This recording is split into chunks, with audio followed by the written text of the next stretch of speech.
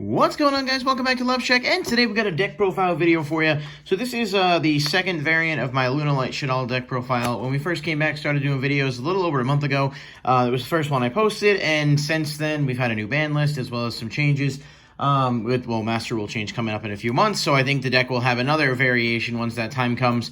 But I've been playing this pretty much week in and week out. I really like it. I've been continuing to make small changes and tweaks as I go along. I know that there are some other variants of Lunalights, like the Danger versions and stuff, that are pretty good, but I actually think the Shaddoll engine synergizes well with them. So I'm going to go ahead and get into my profile. I did talk about a lot of these in the previous video. I'll toss a link to that in the description down below if you want to check it out and just maybe compare. But I'll obviously try to, do a brief sort of recap for each one here. So getting started, obviously triple Kaleido Chick. That's pretty standard for Lunalights in general. Kaleido Chick is the best card in the deck, and it's also not a once per turn, so you can mill a bunch of stuff and get a lot of graveyard recursion set up. Not to mention, it's probably the best thing you can open. I mean, it really does kind of give you the ability to set up any plays that you need. And two Lunalight Yellow Martin, again, another really good card. This is basically Zephyros, but when it's sent from deck to grave, you can also search a Lunalight Spell or Trap, so it's a 2-for-1 kind of thing, and it makes Lunalight Tiger so much better. And then, of course, now that I mentioned that, I've got triple Lunalight Tiger. This card is broken. Basically, when it's in the Pendulum Zone, you target a Lunalight in your grave and revive it, negate its effects. It can't attack, but that's kind of irrelevant. So basically, this is not a hard once per turn, so you can bounce this back to hand and use the effect again, which is loopable with both Martin as well as Zephyros. So it's pretty broken. And of course, it has an on-field effect if it is destroyed at all, whether it's in a Pendulum Zone or otherwise. You can special summon a Lunalight from your graveyard, and that is a hard once per turn, but it still comes in handy sometimes later in the game. I've actually used Twin Twister and stuff to trigger that and bring back some extra resources. One Lunalight Wolf, this is a Miracle Fusion for the deck. It's also a scale 1, so there are sometimes you can Pendulum Summon some, if you open with some extra stuff or end up getting, duplicate Kaleido Chicks in hand or something. But this is ultimately a really good card to help push for game because it does let you put Leo Dancer on board, and Leo Dancer is just kind of an insane card. And then for the rest of the Lunalights, one Black Sheep. You discard this from your hand to add a Polymerization for deck to your hand, or a Lunalight monster in your graveyard to your hand, so this can recur stuff. Not to mention, you can also mill stuff with Kaleido Chick and then add it back to him with this, so that's a really neat combo play. Also, if it's used as fusion material for a fusion summon, you can actually target a Lunalight Pendulum monster in your extra deck or a Lunalight monster in your grave and add it to the hand. And then lastly is the Emerald Bird. When it's normal or special, you can send a Lunalight card from your hand to the graveyard, then draw a card. Also, when it's sent to the graveyard by a card effect, you can special summon a Lunalight from your banished or graveyard. So this is a really good extender. If you use Martin's effect and end up banishing itself when it gets removed from the field, Emerald Bird can put it back out, as well as, ultimately let you discard stuff like Serenade Dance to get further plays off. As far as the Shaddoll engine, that's pretty straightforward. Nothing has really changed on that since the last time. One Squamata, one Dragon, and one Hedgehog, and then two Beasts. I play the two Beasts because I'm playing the Allures and stuff. If I do open a Beast, it's nice to be able to banish it and still get that effect off later. This engine is powerful, especially because it does make Pot of Avarice less of a dead draw, if for some reason that was ever going to be the case, because I can get multiple mills off Construct. So I'm really happy with that package. You're never really using the flip effects all that much, but I guess that could change when the Structure deck comes out and I get a chance to actually look at some of those other cards and see how they are.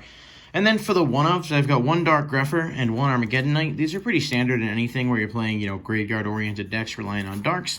Both really good cards. I think Grepher is a little bit better than Armageddon Knight in this deck just because you can special summon it. And then the one Zephyros, just another extender, nuts card. And then one Raid Raptor Singing Lanius. Those of you unfamiliar with this card, this is new. If you control an Xyz monster, you can special summon this card from your hand. We'll get to why that's played in a second, but it's a really good card and another really good extender, being a level 4. Alright, moving on to the spells, which are pretty much the majority of the deck. We've got double Foolish Burial Goods. A lot of people play 3. I ultimately have tweaked around some space. I just didn't really have room for a third and decided I was more content with 2. This is insanely good because it can set your Perfume to the graveyard or Serenade Dance and really just kind of helps you go off. It's one of the best combo cards the deck has access to. Double Twin Twister. I'm actually thinking about bumping this to 3, but for now I'm siding the third one. This card is just really good because getting stuff in grave, I mean, so many of your cards have graveyard-based effects, as well as, cards like Solemn Judgment, actually the whole Solemn Brigade being at 3, those types of things can hurt, so you want to be able to counter that. One Reinforcement of the Army, only 2 targets for it, but it does help thin the deck, and typically, because of stuff like Saryuja as well, there are ways to, fix dead hands and still make it so you can thin through stuff. Foolish Burial, it's insane, obviously. If it was at 3, I would play play it at 3, but it's not. The one Shaddoll Fusion, I still don't see a need to play any more than one. I really do use a Shaddoll package as more of just a package that I do, on occasion side out, but being able to make a window or a construct, particularly window, especially against decks like Spiral, which is obviously going to dominate in this short format at least, is just really powerful. So this is a good card, and it's just not too hard to get access to with the amount of draw power you have. And then one Polymerization. This obviously can also work with the Shaddolls, but it's searchable by cards in the deck, and Lunalight Kaleido Chick can recur it, so it's overall, at worst, a discard fodder for Nightmare Phoenix or something of that nature. Triple Lunalight Perfume. It's a monster reborn that doubles as a Rhoda and has no once per turn restriction, so that's kind of a nuts card. Overall, just really good. One Pot of Avarice. I'm so happy we have this card back. I think it's really good in this deck. Some people have elected not to play it just because they elected to go with other things. I talked to people like Upstart better. This is really good just to put your Xyz cards back like Dugaris and stuff you might use. And if you can't win in a second turn, being able to have access to this is actually crucial. Monster Reborn, this is an OTK going second deck, so you want to be able to extend your boards as much as possible. Triple Allure, it's a nuts card. The drawback is meaningless here. Kaleido Chick's really good with this too, because if you banish Kaleido Chick off of the effect, you can actually shut your opponent out of cards or effects during the battle phase. So if you got a duplicate Kaleido Chick, you can banish it to trigger that, and of course, bring it back with Emerald Bird, and then you can still use the effect because the milling is a cost. So yeah, I don't know why I just explained Allure for 3 minutes, but that's fine.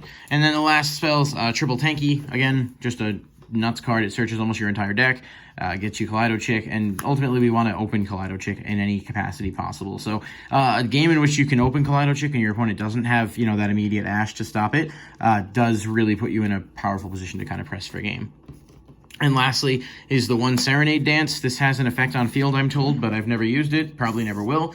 Banish it from grave. Just send a card from your hand to the grave and then special summon a Lunalight from deck. That sending is an effect, so it's kind of nuts, especially with the Shaddolls and other things. And it's basically just a plus machine that is way too good not to play. I thought about bumping it up to 2 because sometimes later in game having an extra one would be nice, but ultimately decided against it for the time being. For the extra deck, which is still a bit of a work in progress, I'm definitely excited for Master Rule 5, where I won't have to play as many links, just because there's so many good rank 4s you can play. But for the time being, Nightmare Phoenix, Witch Apprentice, and Lambda are my link 2s. These are basically just things I have to make so I can open up the board. And Nightmare Phoenix is just good removal as well as being a discard outlet. One Unicorn. Unicorn's still a really good card. I don't know if I'll play that or Castell once the Master Rule change happens, just because Castell is a little bit less of a commitment in terms of not having to use a third monster. For the rank 4s, Boral Sword Dragon, I've said before, I think it's the best link ever made. Card's absolutely insane. And with Leo Dancer, you can do over 10,000 damage, and that's pretty easy to set up here. Saryuja definitely wasn't in the first variant of the build that I played. I really like it though. Being able to sort of fix those dead hands, and especially if you open a Tiger and or a Perfume where you can make this with relative ease, it's really good. So for now I like it. I think it could be subject to change, but for the time being it works. And then for the fusions, I play one Winda and one Construct in the main deck. Winda's insanely good. A lot of decks still have a lot of trouble with it. Its one biggest problem is its weakness, of course, being that it's only 22. So that's one of those things that can be a little bit tough. But if you can surround it with some other things, I like Baguska. We'll talk about that one in a second. As well as Construct, just being a good target. You don't make it as often, but you can make this with Tiger, and there are ways to get the Tiger back to hand. And it just gives you some strong mills and setup. So overall, really big fan of both of those cards. And then for my other 2 fusions, one Panther and one Leo, you're never summoning this. Basically what happens is you're just sending this to grave with Kaleido Chick, and then you're using Wolf to fusion. Leo Dancer's 3,500, can't be targeted or destroyed by card effects, and can attack twice during each battle phase. It's a really good card to sort of push for game, and a lot of decks have trouble getting over it. Obviously it does kind of get screwed over by Avermax, which is one of the things you're really working to sort of counter, and I think if Avermax, continues to be prevalent, Boral Load is a card I'll have to put back in, but for the time being, I'm not, so... And then for the rank 4s, Dugaris, I talked about this last time. This card is nuts. I think it's really good. I think people are sleeping on it. If you don't have yours, I'd pick one up soon. It's just a generically great card. Tornado Dragon doesn't, it's not amazing, but it's really good. And, you can extend plays with this by popping your own Tiger as well, if you had to. But overall, just good to get over Floodgates. And then I got Abyss Dweller, still the best rank 4 in the game. It shuts down decks to this day. Baguska, the Terribly Tired... I'm not going to say that one too much. Tapir. Anyway, this attack position card cannot be destroyed by opponent's card effects. Your opponent can't target it with card effects. While it's in defense position, all face-up monsters on the field are changed to defense position, and then any activated effects of those monsters are negated, meaning Windows effect is still able to resolve fully, so your opponent can't special summon more than once per turn, and it creates a tough board to break. So really good. And lastly, this is a proxy. I apologize. I know I'm committing a cardinal sin here. Raid Raptor, 4 Strix, 2 level 4s. You just attach a material, add a wing beast from your deck to your hand. So ultimately, this can search out Zephyros. The reason I'm playing the other Raid Raptor monster, being Singing Lanius, is just because if I do open Zephyros in some capacity, being able to have a second target that's also an extender makes this a much better card to go into. So 1 and 1, and this is just a decent level 4 that can help you to put extra rank 4s on the board. I do think with the changing of Master Rule and the access to more rank 4s in the extra deck, this card will be even better.